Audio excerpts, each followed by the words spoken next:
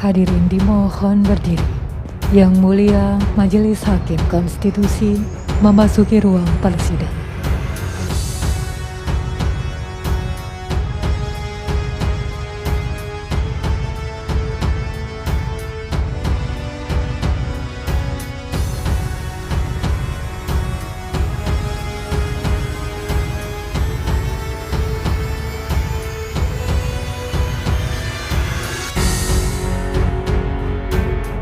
Hadirin disilakan duduk kembali.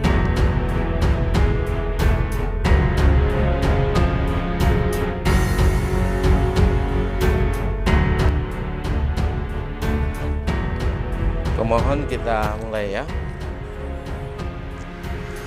Sidang perkara nomor 15 garing PU step datar 21 Romawi garing 2023 dibuka dan dinyatakan terbuka untuk umum.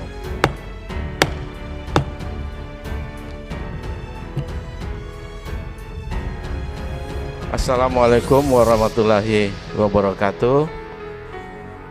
Salam sejahtera, Om Swastiastu, Namo Buddhaya, salam kebajikan.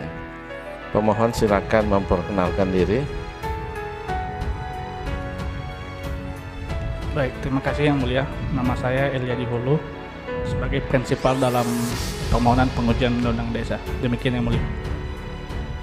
Baik. Sidang pada hari ini adalah sidang pendahuluan. Pemohon silakan menyampaikan pokok-pokok permohonan. Permohonan ini sudah kami baca, disampaikan pokok-pokoknya saja. Baik, terima kasih Yang Mulia. Selamat siang. Assalamualaikum warahmatullahi wabarakatuh. Waalaikumsalam. Pada kesempatan kali ini saya akan menyampaikan pokok-pokok permohonan terkait dengan pengujian material atas Undang-Undang Nomor 6 Tahun 2014 tentang desa terhadap Undang-Undang Dasar Negara Republik Indonesia tahun 1945. Untuk kewenangan mahkamah dianggap telah dibacakan Yang Mulia. Oke. Selanjutnya saya akan menyampaikan pokok-pokok legal standing saya dalam mengajukan permohonan ini. Pertama, saya merupakan warga negara Indonesia yang secara alamat di KTP merupakan warga desa Onona Meletumula, Kecamatan Alasa, Kabupaten Nias Utara, Provinsi Sumatera Utara. Oleh karena itu, saya memiliki legal standing untuk menguji terkait dengan masa jabatan kepala desa. Selanjutnya yang saya ujikan adalah terkait dengan pasal 39 tentang masa jabatan kepala desa dan periodisasi jabatan kepala desa. Secara lengkap, pasalnya berbunyi demikian. Pasal 39 ayat 1-nya, kepala desa memegang jabatan selama 6 tahun terhitung sejak tanggal pelantikan. Ayat keduanya, kepala desa sebagaimana dimaksud pada ayat 1 dapat menjabat paling banyak 3 kali masa jabatan secara berturut-turut atau tidak secara berturut-turut. Pasal tersebut bertentangan dengan Undang-Undang Dasar yang dalam hal ini juga sekaligus menjadi batu uji dalam permohonan ini, yaitu Pasal 1 ayat 3 Undang-Undang Dasar yang menyatakan bahwa negara Indonesia adalah negara hukum. Kemudian pasal 27 ayat 1 yang menyatakan bahwa segala warga negara bersamaan dengan kedudukannya di dalam hukum dan pemerintahan dan wajib menjunjung tinggi hukum dan pemerintahan itu dengan tidak ada kecualinya. Pasal 28D ayat 1 yang menyatakan bahwa setiap orang berhak atas pengakuan jaminan, perlindungan dan kepastian hukum yang adil serta perlakuan yang sama di hadapan hukum. Pasal 28I yang menyatakan bahwa setiap orang berhak bebas dari perlakuan yang bersifat diskriminatif atas dasar apapun dan berhak mendapatkan perlindungan terhadap perlakuan yang bersifat diskriminatif itu. Adapun kerugian konstitusional saya terkait dengan berlakunya pasal tersebut yang bersifat spesifik ataupun aktual ataupun bersifat potensial akan saya uraikan. Bahwa dengan berlakunya pasal 39 ayat 1 Undang-Undang Desa yang memberikan hak kepada kepala desa menjabat selama 6 tahun dalam satu periode telah menyebabkan kerugian konstitusional bagi pemohon itu. Apabila kedepannya pemohon hendak mencalonkan diri sebagai kepala desa, maka harus menunggu selama 6 tahun. Jika kepala desa yang terpilih di desa pemohon dalam menjalankan pemerintahan desa selama 6 tahun ke depan ternyata tidak memiliki kemampuan leadership dan manajemen yang baik, atau tidak berkompeten dan tidak capable, sehingga berdampak pada terhambatnya perkembangan dan kemajuan desa, atau bahkan menimbulkan kesengsaraan bagi masyarakat desa, maka pemohon harus menunggu selama 6 tahun ke depan untuk melakukan pergantian kepala desa. Namun jika masa jabatan kepala desa dibatasi selama 5 tahun, maka desa pemohon akan memiliki waktu lebih cepat untuk memilih kepala desa yang baru dengan kemampuan leadership dan manajemen yang baik, sehingga berdampak pada peningkatan dan perkembangan kemajuan desa pemohon, karena dalam kurun waktu 1 tahun dapat dilakukan banyak perubahan ke arah yang lebih baik. Namun jika masa jabatan kepala desa dibatasi 5 tahun dengan berpedoman pada norma yang terdapat dalam konstitusi, tepatnya pada pasal 7 Undang-Undang Dasar 1945 tentang pembatasan masa jabatan presiden dan wakil presiden, yang merupakan referensi dari seluruh pembatasan masa jabatan eksekutif baik di tingkat pusat maupun daerah, maka akan menciptakan harmonisasi dan keadilan dalam sistem ketatanegaraan Indonesia.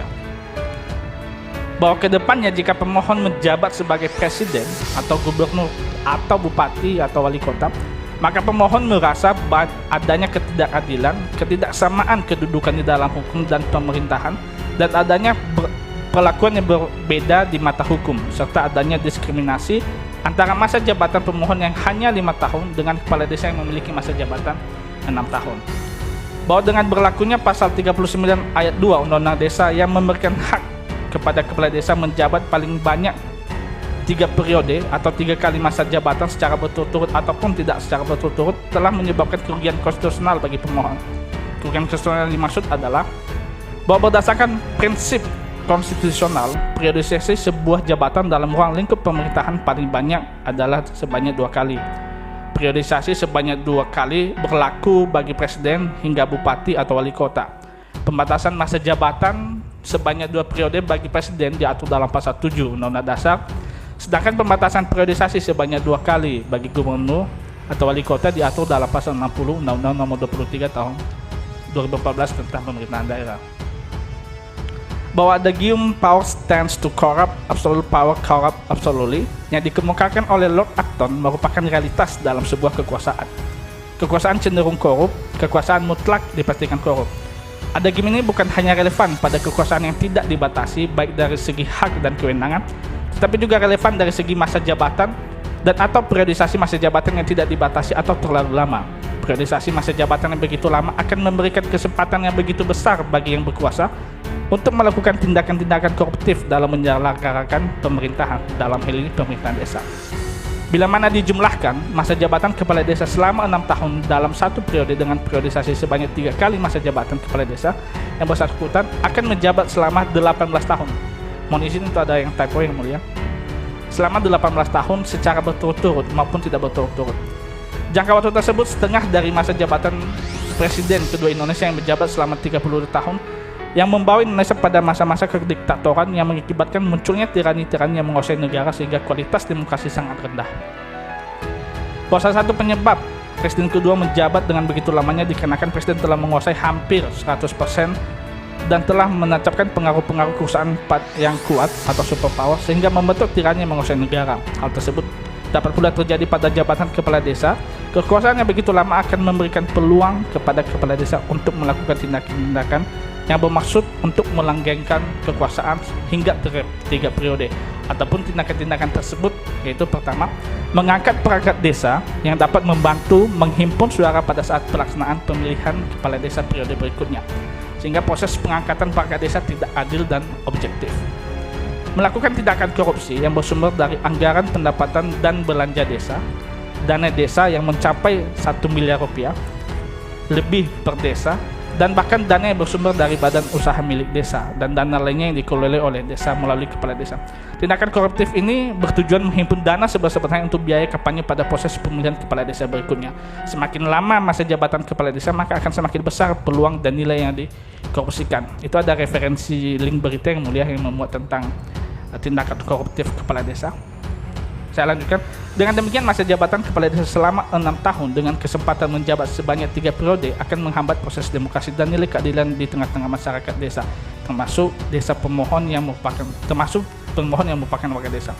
Bahwa dengan periodisasi sebanyak 3 periode yang diberikan kepada kepala desa akan menghambat hak konstitusional pemohon untuk berpartisipasi dalam proses pemilihan bila mana pemohon mencalonkan diri sebagai kepala desa. Mahkamah Konstitusi (MK) memutuskan bahwa DPR memiliki kewenangan untuk memutuskan masa jabatan kepala desa atau Kades. Mahkamah Konstitusi mengklaim bahwa undang-undang yang mengatur masa jabatan kepala desa sangat dipengaruhi oleh alasan filosofis, hukum, dan sosial yang berlaku pada saat ketentuan itu diundangkan. Dinamika perubahan pada pengaturan mengenai masa jabatan kepala desa sangatlah tergantung pada faktor filosofis, yuridis, dan sosiologis yang mempengaruhi pada saat ketentuan tersebut dibuat.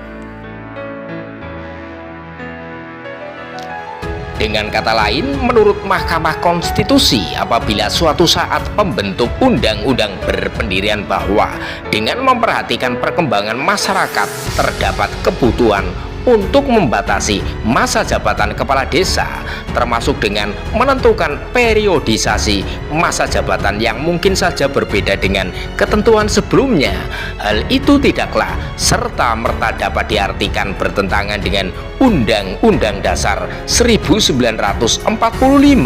Sepanjang pertimbangan untuk melakukan pembatasan demikian tidak memuat hal-hal yang dilarang oleh Undang-Undang Dasar 1945. Hal ini juga berlaku jika masa jabatan kepala desa berbeda dengan masa jabatan umum lainnya. Mahkamah Konstitusi menyatakan bahwa ini merupakan open legal policy bagi legislator. Akibatnya, Mahkamah Konstitusi menolak menetapkan persyaratan masa jabatan 5 tahun untuk kepala desa. Oleh karena itu, tidaklah relevan untuk mempersamakan antara masa jabatan kepala desa dengan masa jabatan publik lainnya, termasuk dengan masa jabatan presiden dan wakil presiden serta masa jabatan kepala daerah, ucap Mahkamah Konstitusi. Elia di Hulu, warga Nias meminta putusan masa jabatan Kades selama 5 tahun. Gugatan ini diusulkan ke MK di tengah tuntutan Kades agar masa jabatan dinaikkan dari 6 tahun menjadi 9 tahun. Pasal yang dimaksud ialah pasal 39 ayat 1 dan ayat 2 yang mengatur tentang masa jabatan dan periodisasi jabatan kepala desa. Adapun pasal 39 ayat 1 dan ayat 2 tersebut berbunyi sebagai berikut.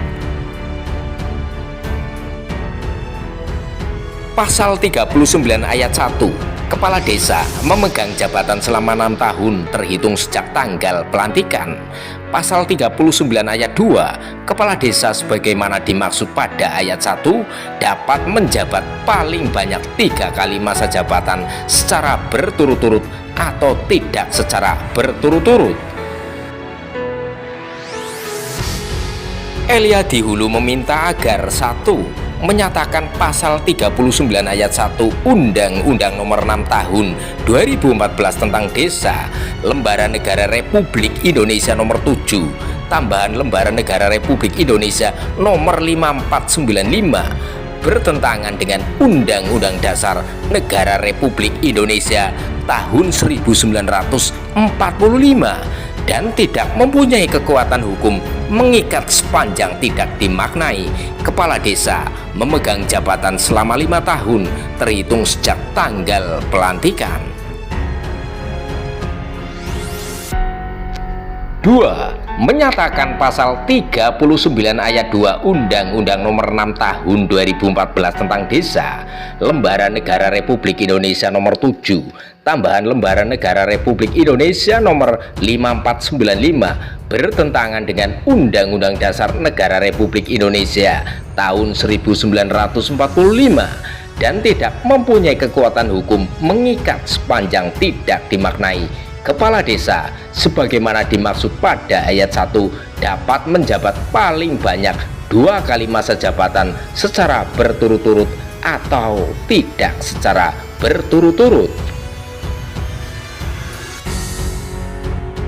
Saat itu, Elyadi Hulu menyatakan pengujian ini dilatar belakangi oleh inkonstitusionalitas pasal 39 Undang-Undang Desa yang bertentangan dengan masa jabatan politik yang ditentukan dalam Undang-Undang Dasar 1945, khususnya pasal 7 yang mengatur tentang masa jabatan dan periodisasi masa jabatan presiden dan wakil presiden.